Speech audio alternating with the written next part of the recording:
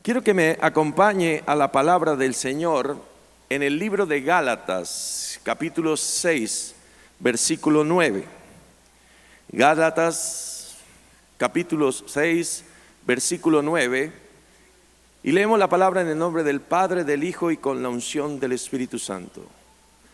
No nos cansemos, pues, de hacer bien, porque a su tiempo segaremos, si no desmayamos. Yo vengo en esta noche a decirte que a causa de tu bien, de tu bondad y de tu misericordia, a causa de tu temor a Jehová, a causa de tu cumplimiento de la palabra de Dios, viene una siega grande y poderosa para ti y para tu casa. ¿Cuántos dicen amén? Aplaudo al Señor.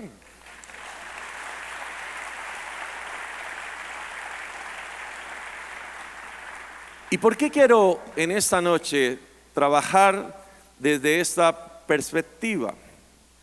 Porque estamos viviendo tiempos difíciles y nuestra sociedad está librando una batalla desde la perspectiva de los valores.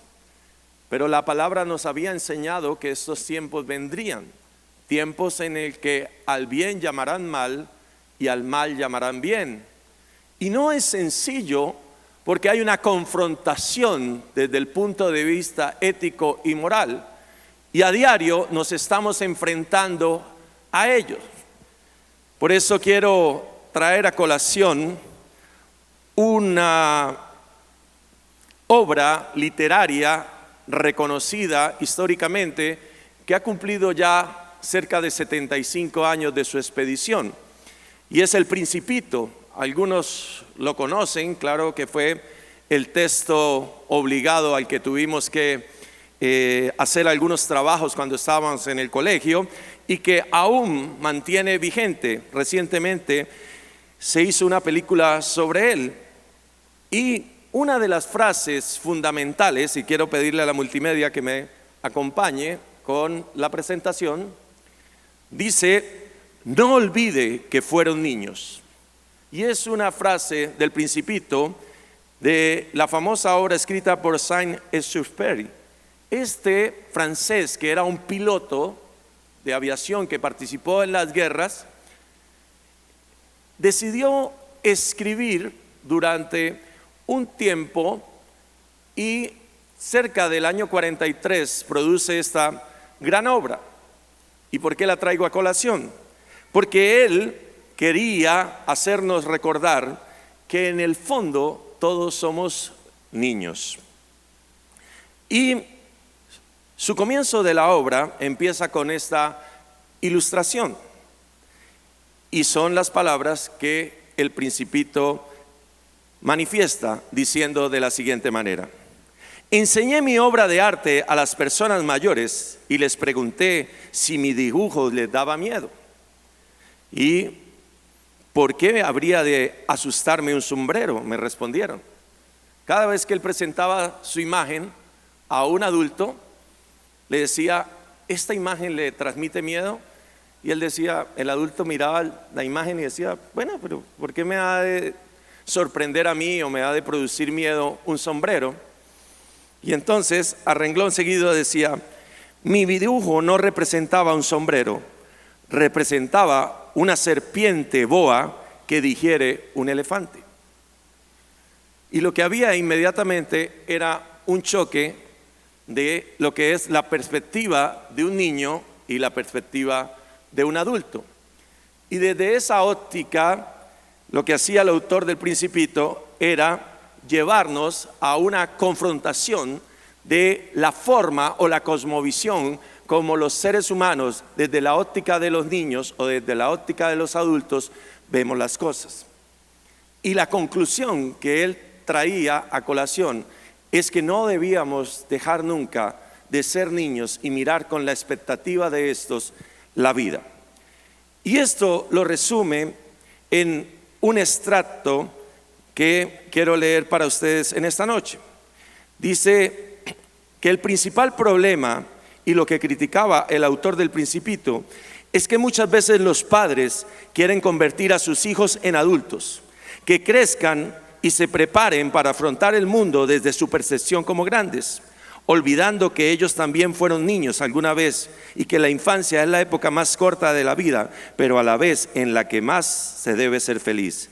Debe ser la etapa en la que los niños estén jugando, riendo, soñando, imaginando, disfrutando, porque después llegan las responsabilidades, el trabajo, las cuentas, los hijos y las decisiones.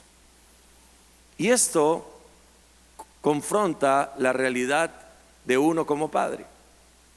Porque ¿será que estoy exigiendo demasiado? ¿Será que estoy yendo demasiado lejos? ¿Será que me estoy anticipando a los hechos? ¿Será que no estoy permitiendo que mi hijo o mi hija vivan las etapas de la vida como deban vivirlas? Y los psicólogos allí empiezan a trabajar y empiezan a demostrarnos que tal vez nosotros deberíamos dejar más libres a nuestros hijos y que con la teoría del ensayo y el error él vaya aprendiendo con los golpes de la vida y formando su propio carácter. Y todo ese tipo de teorías vienen a nuestra mente y nos hacen quedar como en un interrogante. ¿Estoy obrando bien o no estoy obrando bien? Pero déjeme decirle algo. No estamos viviendo los mismos tiempos de hace 75 años. No estamos viviendo los mismos tiempos éticos, morales y sociales de hace 75 años. El mundo ha cambiado y ha evolucionado a una velocidad y a una magnitud que a veces nosotros mismos nos cuesta trabajo entender lo que está sucediendo en medio de la juventud. Y esa misma circunstancia es la que me lleva a reflexionar con esta imagen que tenemos del antes y del después. No, retrocedamos un momento, por favor. Y si usted revisa como adulto, nuestra madre se preocupaba y nos decía: a las 9 de la noche tiene que estar en la casa. Y nosotros nos volaba el tiempo y estábamos ahí a media cuadra jugando con el balón, con nuestros amigos, jugábamos a la lleva, jugábamos al fútbol, al escondite o a tantas cosas que podíamos estar jugando, pero nunca en la mente de nuestra madre, de nuestro padre, nunca en nuestra mente estuvo siquiera pensar en un peligro de secuestro, de violación, de atraco, de trata de blancas, de absolutamente nada de eso. Vivíamos en un contexto al parecer diferente al que desafortunadamente se crían nuestros hijos hoy y que son un inminente peligro. Pero adicionalmente a eso, la sociedad viene evolucionando en unos sistemas que generan impersonalización. Eso significa que las relaciones de las personas no se están desarrollando de manera directa como lo hacíamos nosotros, sino a través de aparatos tecnológicos. Y por eso la imagen muestra antes unos niños compartiendo con un balón o de una forma sencilla, pero ahora los mismos niños parados en un lugar teniendo relaciones de tipo virtual que impersonalizan todo tipo de relación y que no sabemos frente a qué se encuentran. Antes podíamos determinar quién era el bueno, quién era el malo, quién era el agresivo, quién era el malgeniado. Ahora no sabemos con quién estamos interactuando o con quién estamos dialogando. Y esto ha hecho no solo que se afecten las relaciones entre los jóvenes, sino incluso al interior de las familias. Porque hay un informe que presenta un diario británico y dice en un artículo titulado: mantenga afuera la televisión, el DVD y la computadora que mandan. Este informe revela claramente el efecto de la tecnología en la paternidad actual. La tecnología está destruyendo la vida familiar tradicional a medida que los adolescentes jóvenes pasan cada vez más tiempo en sus dormitorios, en sus juegos de computadora, navegando por internet o viendo televisión, videos, DVD, afirma el estudio publicado hoy. Pero el problema no es todo el tiempo que nuestros hijos o nuestros jóvenes pasan allí, sino el tipo de información que le es transmitido de manera directa a su mente y a su consciente individual, generando lo que se ha denominado en este tiempo la generación de la desesperanza. Y básicamente dibujado en este imagen que tenemos, a los jóvenes hoy en día les está llegando una información sobre los conflictos que tiene la humanidad, el tema de la desigualdad social, el tema de la exclusión, el tema de la corrupción, el tema de la violencia, el tema de la sexualidad, el tema de tantas cosas que está recibiendo sin ningún tipo de filtro, a tal punto que en las naciones ha sido necesario crear comisiones de regulación que observen previamente el tipo de programas que se van a emitir para determinar si se acepta o no ser transmitidos a través de las cadenas de televisión nacionales. Pero lo que estamos observando es que ese nivel de filtro ético que se está utilizando en nuestros países ha venido disminuyendo sustancialmente. Hoy en día no hay programa de televisión, novela o película en la que usted no vea relaciones de tipo homosexual, en las que no se involucren personas de sexos contrarios o trabajando o siendo protagonistas en este tipo de novelas. ¿Por qué? Porque se nos ha venido sensibilizando a través de lo que se denomina la nueva tolerancia para que se nos vuelva normal. Y en consecuencia estamos recibiendo información que hace que nuestros jóvenes se levanten creyendo unos absolutos que no corresponden a la ética y a la moral, que debería estar establecida en países como el nuestro. Lo que yo quiero que entiendas y por qué es importante es que usted y yo somos la generación del Salmo 112, generación próspera que teme a Jehová y en sus mandamientos se deleita. Somos la generación que se encargará de levantar las banderas éticas y morales cristianas para garantizar la estabilidad y la solvencia moral de una sociedad que pide a gritos hombres y mujeres de bien con Cristo en el corazón para que transformen la realidad de Colombia y de la nación. Y eso somos usted y yo. Pero somos vapuleados ética y moralmente por eso. Somos confrontados, somos atacados. Es más, somos vituperados, somos burlados. La gente tiende a llamarnos en algunas ocasiones retrógradas, dinosaurios, porque no estamos de acuerdo con las corrientes y tendencias liberales del mundo. Pero Gálatas 6:9 nos está dando una promesa y está diciendo: no nos cansemos de hacer el bien, no nos cansemos de hacer las cosas correctas, no nos cansemos de levantar la bandera del evangelio, no nos cansemos de ser la columna ética y moral de la sociedad, porque pronto recogeremos las bendiciones que Dios tiene para nosotros y para nuestra familia.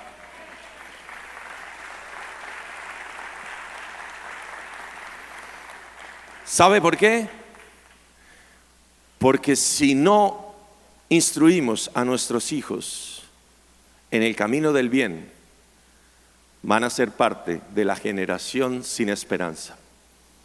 Por eso usted y yo nos hemos levantado a decretar que Cúcuta es la ciudad de la esperanza. Cúcuta es la ciudad que conoce del evangelio de Cristo, el evangelio de la salvación. Cúcuta es la ciudad donde se están levantando hombres y mujeres de bien, hombres y mujeres con Cristo en el corazón, que transformarán la realidad de nuestra ciudad. Amados, a veces la gente cree que el pecado es desagradable. Si el pecado fuera desagradable, la gente no pecaba. El pecado atrae, el pecado llama, el pecado gusta, el pecado engolosina. Es más, hay gente que se vuelve glotona del pecado y de la corrupción. Por eso es que tenemos que levantarnos firmes de la mano de Dios a vivir la vida ética y moral que Dios quiere que usted y yo vivamos. Y eso requiere esfuerzo. Por eso es que las personas, muchas veces, usted y yo, porque la palabra dice: por cuanto todos pecaron, están destituidos de la gloria de Dios. Necesitamos fortalecernos en el espíritu para soportar los dardos del maligno y permanecer firmes para ser vencedores en Cristo. Pero necesitamos enfrentar esa circunstancia social. Por eso es que usted y yo debemos hacer la diferencia.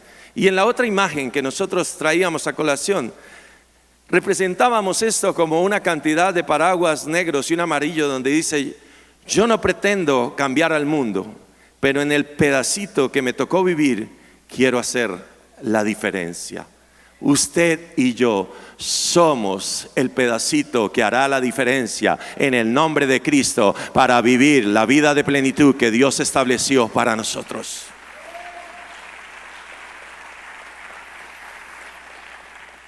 Pero ¿quiénes están librando esta batalla? Esta batalla la estamos librando padres e hijos. Y a mí me sorprende que el Antiguo Testamento culmine en el libro de Malaquías con una porción de la palabra que usted y yo no podemos olvidar.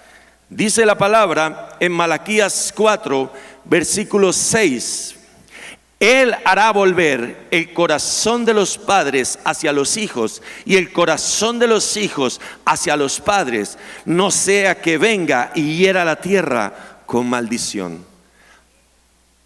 El Antiguo Testamento cierra con esta sentencia y calla 400 años antes de que venga Jesucristo con el Nuevo Testamento y a través de su preciosa sangre nos redima del pecado y nos lleve a la nueva bendición, a la nueva vida que debemos de vivir en Él.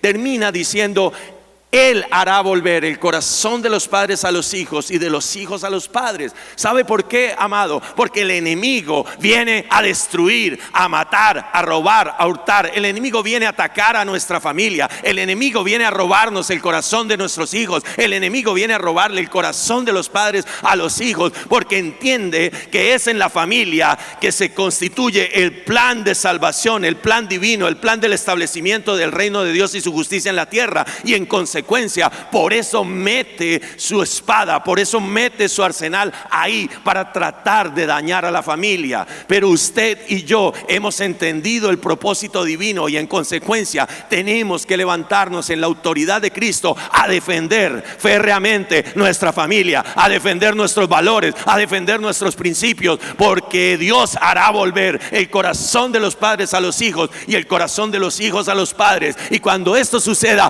vendrá bendición sobre la tierra.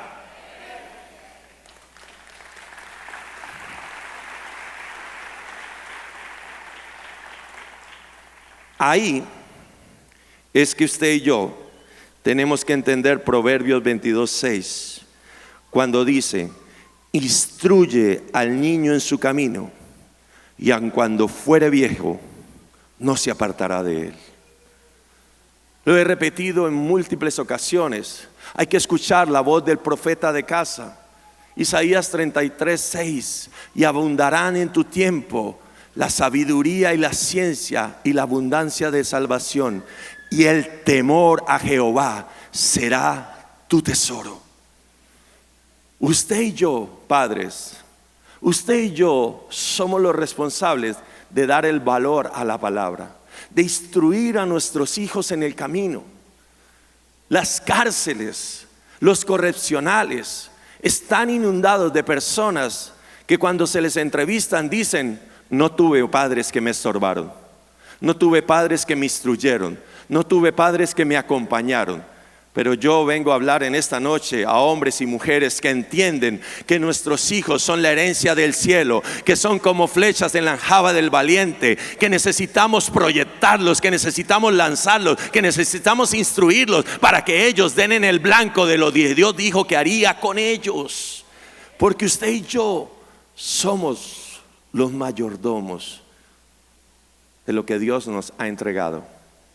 Y por eso, aunque suene cansón, aunque pueda fastidiar, usted y yo no podemos rebajar la necesidad que tenemos que trabajar por criar hijos en el temor a Jehová, como su único tesoro. Y eso lo hacemos con la instrucción y el conocimiento de la palabra. Porque la mejor forma de predicar el evangelio no es transmitiendo el conocimiento de la palabra, sino con el ejemplo. El testimonio tiene que ser la mejor forma de evangelización para nuestros hijos, para nuestros vecinos, para nuestros amigos. Usted y yo debemos vivir la vida de plenitud que Dios ha establecido para nuestra vida, gozarnos, dar los frutos y reflejar el amor de Cristo para que otros vengan al encuentro de la palabra de Dios. Pero sobre todo, para que nuestros propios hijos puedan vivir esa plenitud del reino de Dios y su justicia en la tierra. Por eso quiero hablarle en esta noche de 3 objetivos fundamentales para alcanzar ese propósito. El primero, tener una relación personal con Dios. Amado, tener una relación personal con Dios no es religiosidad. Tener una relación personal con Dios no es venir cada 8 días al culto, estar en este lugar y partir para su casa. Tener una relación de Dios es una comunicación permanente con Él. Orar es dialogar con Dios, dialogar en nuestras palabras. Él nos conoce. Usted cuando se acercaba a su padre para pedirle algo o a su madre para pedirle alguna cosa, usted no buscaba palabras o rebuscaba palabras para pedirlo. Usted no le decía, mamá, quiero una camisa nueva o quiero un pantalón. Se lo decía en los términos y en la forma en que normalmente hace. Usted no se le arrollaba y le decía, excelentísima mujer que Dios trajo en este mundo, quiero por medio de estas palabras decirle que necesito un blue jean nuevo. No, porque ella se burlaría, diría, ¿qué me está tomando el pelo? Dios nos conoce. Dios sabe nuestra forma de hablar, de interpretar, sabe nuestra forma si es limitada o si es amplia en la verbalización. Dios nos conoce. Dios sabe de qué tenemos necesidad.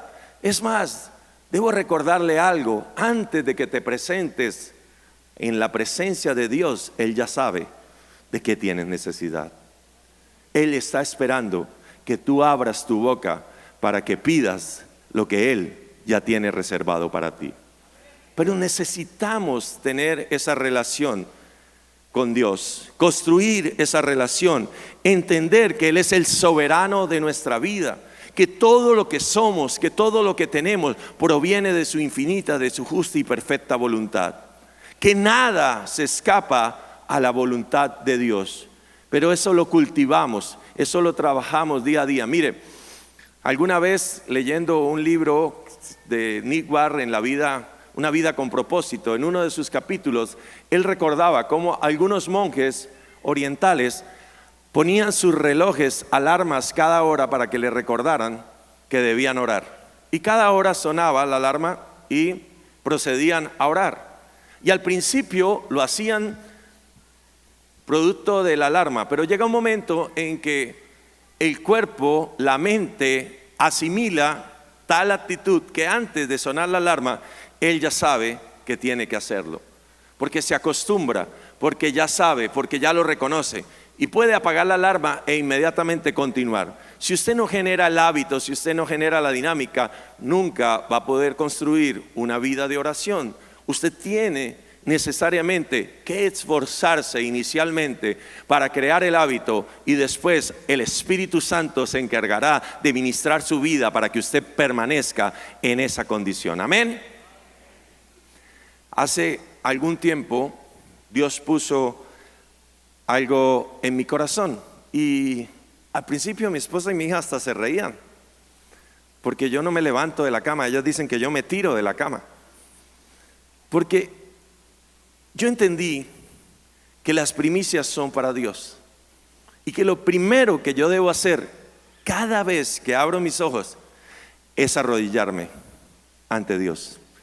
Entonces mi dinámica no es ni siquiera levantarme, pararme y arrodillarme. No. Mi dinámica es que yo así como de medio lado me voy tirando de la cama y ¡pum! Caigo de rodillas Además por facilidad también, debo confesarle. Es mucho más fácil hacerlo. Pero la verdad es que Dios me ha permitido desde esa dinámica que cada vez que abro mis ojos me arrodillo. Y le doy gracias al Señor. Y no es que me quede 4 horas ahí orando, no. Simplemente me arrodillo y le doy gracias a Dios. Porque estoy reconociendo la primacía de Dios en mi vida, que Él es primero antes que cualquier cosa. Y así va tomando uno hábitos. Soy un hombre que le gusta oír las noticias, le gusta leer la prensa, oír los noticieros. Hasta a veces se molestan porque estoy leyendo el periódico y estoy oyendo el noticiero. Y digo, pero ¿cómo hace para concentrarse? No importa, ahí estamos pendientes de las dos cosas. Pero muchas veces oía primero el noticiero porque me levantaba a escucharlo, pendiente de lo que iban a decir, y no hacía el devocional. Y el Señor me dijo, antes que cualquier cosa, haz primero el devocional. Uy, amado, eso es buenísimo, porque usted tiene que correr a hacer ese devocional. Si quiere hacer todo lo demás que también le gusta, tiene que salir a hacer su devocional. Entonces empiezas a darle la primacía a Dios en tu vida. Y cuando te das cuenta, estás teniendo una vida de bendición y de relación con Dios, con pequeños detalles. No son cosas del otro mundo, no son cosas que generen carga para ti, no son cosas que van a trastocar todo tu itinerario. No, son cosas sencillas, pero que te llevan a construir una relación con Dios. ¿Por qué es importante? Porque si tú como padre quieres exigirle a tu hijo o quieres pedirle a tu hijo que tenga una vida devocional, tienes que demostrarle una vida devocional. Porque ¿cómo le digo a mi hija, arrodíllate a orar si nunca me ha visto arrodillado orando? O ¿cómo le digo a mi hija, haz un devocional si nunca me ha visto haciendo un devocional? La única forma que tenemos es que nos vean a través del ejemplo, construyendo nuestra vida y nuestra relación con Dios, para que ellos puedan tener una orientación. Porque dice, instruye al niño en el camino, y aunque fuere viejo, nunca se apartará de él. ¿Sabe qué, amado? Yo quiero decirle algo. Mi hija hoy tiene 15 años. Pronto partirá. No sé cuándo. Solo Dios lo sabe. Tendrá que empezar a hacer su desarrollo profesional, su vida familiar y personal. Llegará un momento en que mi esposa y yo ya no podremos estar ahí para guardarla, para protegerla, para orientarla. Pero tenemos la certeza de que hay un Dios grande y poderoso y que ángeles acampan a su alrededor y que serán los valores y lo que nosotros le hemos enseñado los que la guiarán en el camino. Eso es lo que nosotros podemos construir para nuestros hijos. No es oro, no es plata. Son los principios y son los valores. Lo segundo que tenemos que hacer es una formación del carácter, desarrollar en ellos el sentido de la responsabilidad junto a una sólida base moral. Otro aspecto importante es el dominio propio. La gente cuando habla de carácter cree que es mal genio. No. Carácter es tener la capacidad de decir sí o de decir no, y que nuestro sí sea un sí y que nuestro no sea un no, para que frente a la circunstancia difícil tenga la capacidad de enfrentarla, sabiendo que su autoridad delegada por Dios le permitirá afrontar cualquier circunstancia y salir airosa de la misma. A los 14 años, normalmente nuestros padres nos instruyen y nos dicen, tenga cuidado, porque hay personas que quieren inducir a la drogadicción a otras personas. Y eso lo vemos a diario. Hay chicos que son mal aconsejados en el parque, les suministran una dosis de droga, se la regalan. Son chicos que tal vez tienen problemas en su casa, la reciben como una forma de escapismo, reciben una segunda dosis, pero la tercera ya les están cobrando. Y cuando nos dimos cuenta, son muchachos que han caído en drogadicción y que se vuelven una dificultad para sus familias. Pero fueron inducidas por otras. Y ese es un peligro latente de nuestra sociedad. Y eso era a lo que más temor le teníamos cuando nosotros éramos jóvenes. Y recuerdo a los 14 años estar sentado con mi mejor amigo después de haber hecho ejercicio y de recorrer varias veces el condominio donde vivíamos, nos sentamos en unas gradas y frente a nosotros se sentó alguien y dijo: voy a encender un cigarrillo con bazuco. Nunca se me olvida. Wow.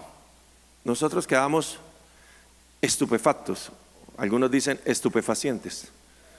Quedamos pálidos, quedamos quietos. Lo que tanto nos habían advertido, lo que tanto nos habían dicho, lo que tanto podía suceder, estaba sucediendo en ese momento. Era el momento de reaccionar, era el momento de tomar una determinación. ¿Cómo me voy a comportar frente a esa situación? Lo que habíamos aprendido iba a ser puesto en práctica en ese momento. Pero tenemos un Dios grande y poderoso. Amén. ¿Sabe qué dijo el Señor? Dijo: nunca en la vida vayan a consumir esto, porque esto destruye. Y entonces nosotros le dijimos: ¿y eso por qué lo consume? Porque ya soy adicto y no me lo puedo quitar. Pero ustedes nunca en la vida lo vayan a hacer, porque estoy destruyendo mi vida. Amados, Dios en su infinita misericordia usa al mismo diablo para que le hable las cosas que deben escuchar. Él no nos indujo a nosotros, Él nos mostró un espejo que a mí no se me olvida. Cuando tuve compañeros en la universidad y en lugares que consumían droga, siempre recordaba ese espejo y huía. ¿Sabe por qué? No porque conociera la palabra, pero Dios a través del Espíritu Santo lo instruye a uno y dice: la sabiduría es el temor a Dios, pero la inteligencia es huir del mal. Cuando estés frente a la situación difícil, frente a la situación peligrosa, debes huir del mal. Amado, pero es necesario que usted y yo formemos una generación con carácter para enfrentar las difíciles situaciones a las que están siendo sometidos nuestros hijos, para que el temor, para que la vergüenza, para que la pena no los haga caer en cosas que no son. Hace algunos años vi un titular: aquí hay una laguna en San Luis donde un niño murió ahogado. Varios niños acostumbraban a salir del colegio y a bañarse en ese lugar, pero un muchacho no se bañaba, sencillamente porque no sabía nadar. Y sus compañeros empezaron a presionarlo: gallina, gallina, gallina, gallina. Y simplemente por demostrarles a ellos que no era temeroso, que no era gallina, se lanzó y falleció. Porque la presión va a medir la capacidad de nuestro carácter. Y si nosotros hemos levantado hijos con el carácter de Cristo, no van a ceder a esas circunstancias y por el contrario, se pararán firmes en la roca y no serán presa del enemigo que viene a hurtar, a matar y a destruir. Usted y yo estamos levantando hijos con el carácter y la mente de Cristo para afrontar cualquier situación en la vida. Amén. Y el último es una formación social. Debemos enseñarle a desenvolverse en forma correcta y agradable con los demás, enseñándolos desde muy pequeños a respetar y sujetarse a las autoridades. Mire que cuando el pastor Juan Carlos estaba orando hoy, trajo a memoria esto. Chile está prácticamente destruido. En Venezuela, ya usted conoce la historia. Y si vamos revisando, los países latinoamericanos vienen con una tendencia a esto. Y es que el levantamiento en contra de las autoridades. Hay una agenda diseñada para la desestabilización social e institucional de los países. Y usted y yo no podemos caer en eso, porque usted y yo, nuestras familias y nuestros hijos, somos la columna moral de la nación. Somos la columna que debe pararse a respetar las instituciones. Somos la columna que debe darle la estabilidad a la nación para evitar que el boicot, para evitar que la sociedad se corrompa. Por eso la importancia de lo que estamos haciendo aquí. No es un discurso moralista. Usted y yo fuimos establecidos en este tiempo para pararnos en la brecha, para ser el estandarte social que reclama a una nación para que las cosas se hagan de la manera correcta.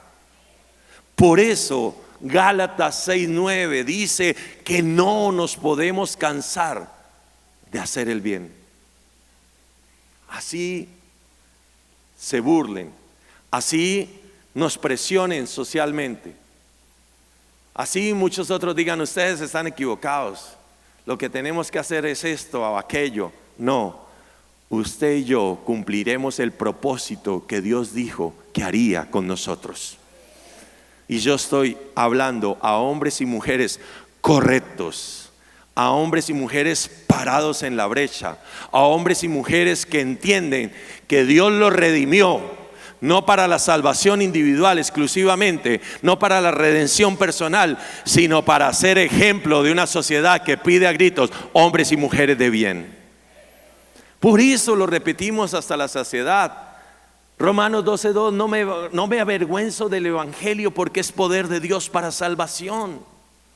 Usted y yo no podemos vivir un evangelio de iglesia, un evangelio encapsulado en 4 paredes. Por eso la palabra dice que la luz no se puede poner debajo, que la luz no se puede esconder, que la luz tiene que estar arriba, brillando para todos, porque usted y yo somos la luz del mundo, usted y yo somos la sal del mundo, usted y yo somos los llamados a hacer la diferencia.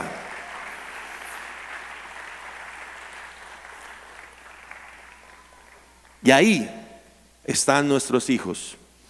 Por eso, padres, 2 responsabilidades he traído yo en esta noche. La primera, amar a nuestros hijos. Amar a nuestros hijos significa respetarlos. Amar a nuestros hijos significa poder dialogar con ellos de sus dificultades, de sus necesidades. Amar a nuestros hijos no es solo consentirlos. Amar a nuestros hijos es poderlos entender desde todas sus perspectivas. Aún si es necesario bajarnos de nuestra condición y ponernos en la condición de ellos para poderlo entender, tenemos que hacer lo necesario para poder crear una relación donde podamos vivir el amor de Cristo. Herencia de Jehová son nuestros hijos. Herencia de Jehová. Eso significa, amado, que lo que Dios te dio, que lo que Dios te regaló son tus hijos. Tú no puedes renunciar a tus hijos. Ningún hijo te quedará grande. Ningún hijo con dificultades, ningún hijo en drogadicción, ningún hijo en homosexualismo, ningún hijo en adulterio, ningún hijo en ninguna circunstancia le queda grande a Dios, y en consecuencia es tu herencia, y debes levantarte a pelear la buena batalla de la fe, a restituirlo para que vuelva a tener la corona, el cetro, la capa y el anillo de príncipe que Dios le otorgó a través tuyo. Y lo segundo, no desfallecer en la instrucción.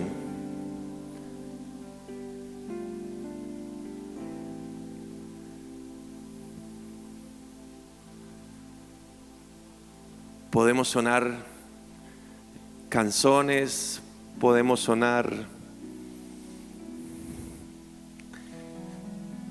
de diferentes maneras, pero instruyamos a nuestros hijos. Instruyamos a nuestros hijos en el conocimiento de la verdad de Jesucristo, porque es la mejor herencia que podemos dejarle. En días pasados recordé algo. ¿Sabe qué? Yo no viví una infancia de limitaciones. Nunca la recuerdo así. No era una infancia de sobreabundancia y de derroche, como la vi en otros lugares, pero tampoco fue una infancia de dificultades y de tener que levantarme temprano a trabajar y hacer tantas cosas que muchos tienen que hacer. Pero ¿sabe qué? Cuando estaban en los discursos políticos, todos los candidatos trataban de presentarse: no, a mí me tocó muy duro, no, yo sí trabajé y estudié, y todos presentaban esas circunstancias. Y yo le decía: gracias, Señor, porque a mí no me tocó eso. Pero el Espíritu Santo trajo a memoria algo a mi mente que conmovió mi corazón. Mi mamá era una mujer creyente, no con muchos recursos, pero déjeme contarle algo. Cuando me inscribí en la universidad, no me llegó el dinero para pagar, y yo en Bogotá esperando el dinero. Entonces mi mamá me dijo: Cris, ve a la universidad y pide una prórroga, como si eso fuera fácil. Al externado de Colombia, no conocía a nadie, pero la obediencia trae bendición. Y yo me fui. A alguien le pregunto, y pregunté: ¿dónde puedo pedir una prórroga? Me dijeron: vaya donde el doctor Merchan. Nunca me olvida el nombre. Y fui donde el doctor Merchan. Y el doctor Merchan me recibió amablemente y le dije: mire, mi mamá no ha podido consignarme lo de la matrícula, y hoy se vence la ordinaria y viene la extraordinaria. No se me olvida el valor. Eran 200,000 pesos en esa época, valía el semestre. Y la extraordinaria valía 230,000, o sea, eran 30,000 pesos más. Claro que le estoy hablando del año de 1988, ¿no? No crea que es eso hace 2 años. 30,000 pesos más valía la extraordinaria. Y el doctor Mechán me dijo: tranquilo, ¿cuántos días necesito? Entonces mi mamá me ha dicho que en 2 días me consignaba. Yo hábilmente le dije 3. 3 días me autorizó. Y al tercer día no había consignado mi mamá. Y me dijo: mi hijo, vaya otra vez a la universidad y pida otra prórroga.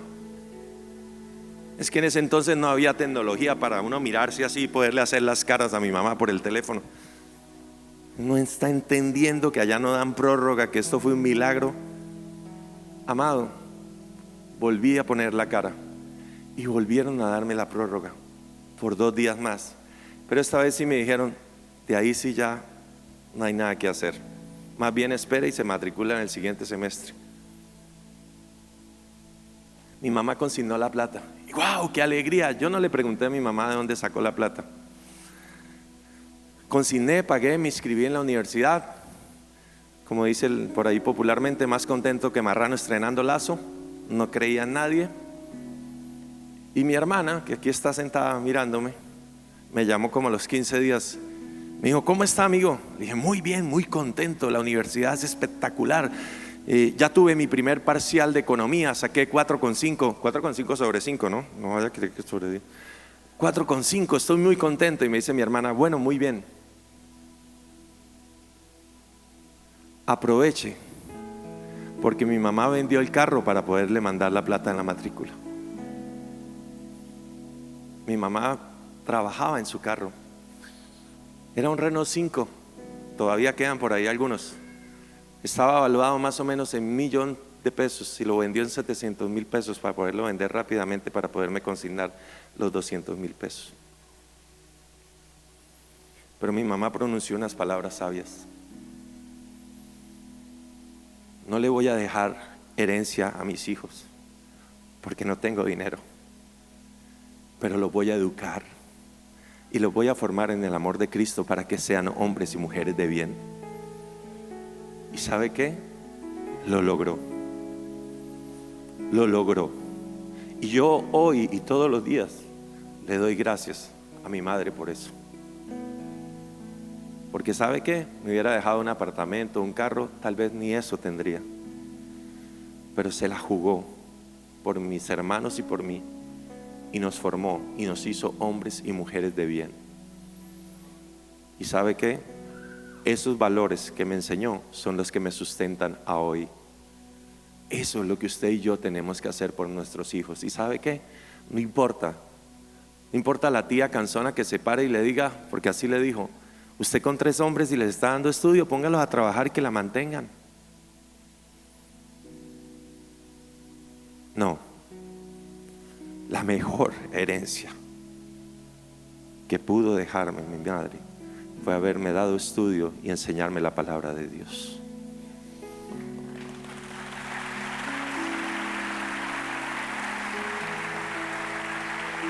Por eso hoy yo vengo a decirle a mi hija: princesa,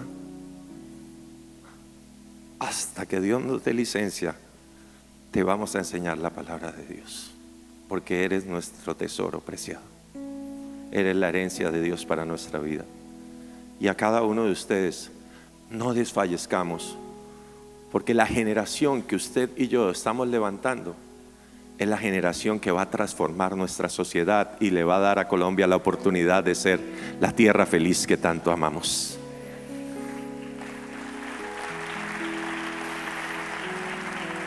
Ahí donde usted está, incline su rostro y vamos a orar en esta hora. Señor, te damos gracias. Te damos gracias porque tu palabra es la verdad, Señor.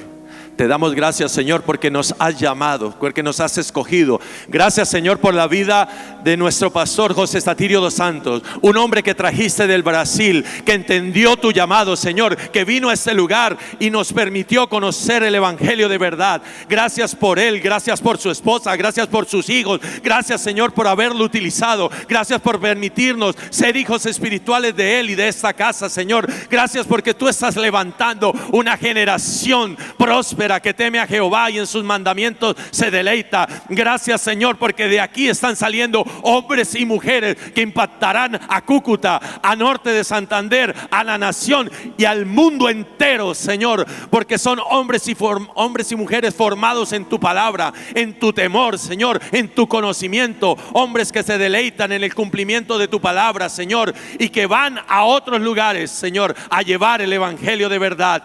Hoy decretamos que un nuevo tiempo, hoy decretamos que el avivamiento para Colombia nace desde este lugar, Señor. Hoy decretamos que se levanta una generación de justos, una generación de santos, una generación de prósperos, Señor, que creen en ti y que caminan conforme a tu palabra, Señor. Gracias por nuestra vida, gracias por la vida de nuestros familiares. Hoy decretamos que el ADN espiritual de nuestras generaciones es transformado y que caminará conforme al propósito que Dios soñó con nosotros, con nuestras familias. Te damos gloria, Señor, te damos honra y decretamos victoria. Diga ahí donde usted está: victoria, victoria, victoria en el nombre de Cristo Jesús, para nuestra familia, para nuestra casa, para nuestra ciudad, para nuestro departamento y para nuestra nación, en el nombre de Cristo Jesús. Amén y amén. Dios les bendiga.